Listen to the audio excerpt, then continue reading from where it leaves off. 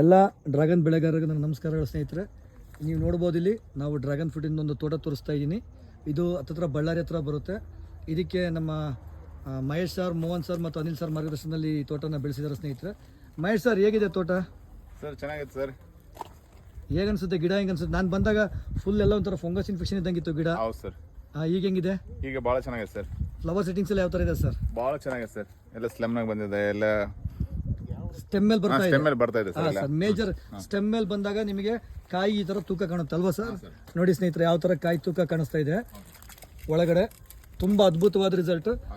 Anil sir, ಏನು ಹೇಳಕ್ಕೆ ಇಷ್ಟಪಡ್ತೀರಾ? ಸರ್ ನಮಸ್ಕಾರ ಸ್ನೇಹಿತರೆ, ನನ್ನ ಹೆಸರು ಅನಿಲ್ ಕುಮಾರ್, ಯುವ ಮಾರ್ಟ್ ಕಂಪ್ನಿಯಿಂದ ಬಂದಿದ್ದು ಸರ್. ಈಗ ಎಕ್ಸಾಕ್ಟ್ ಈಗ ಬಳ್ಳಾರಿ ಜಿಲ್ಲೆ ಪಕ್ಕದಲ್ಲಿ ಓಬಳಾಪುರ ಗ್ರಾಮ ಅಂದರೆ ರಾಯದುರ್ಗ ತಾಲೂಕು ಓಬಳಾಪುರ ವಿಲೇಜಲ್ಲಿ ಇದ್ದೀವಿ.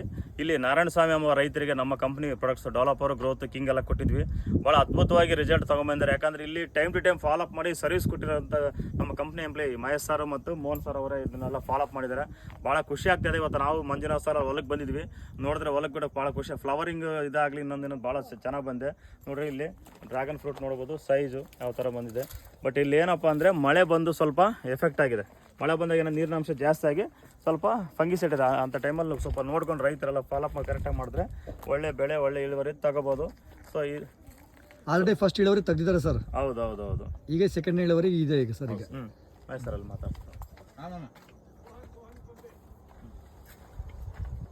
ನೋಡ್ಬೋದು ಸ್ನೇಹಿತರೆ, ಕುಚ್ಚು ಕುಚ್ಚು ಕುಚ್ಚು ಕುಚ್ಚು ಕುಚ್ಚು.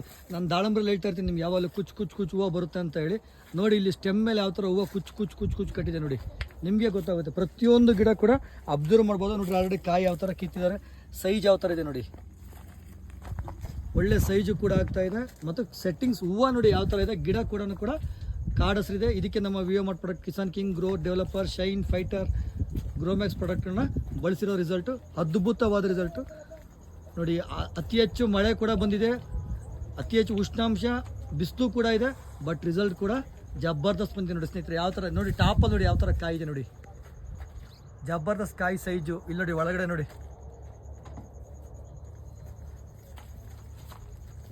Thank you Mahesh sir, Anil sir, thank you so much sir. Thank you so much.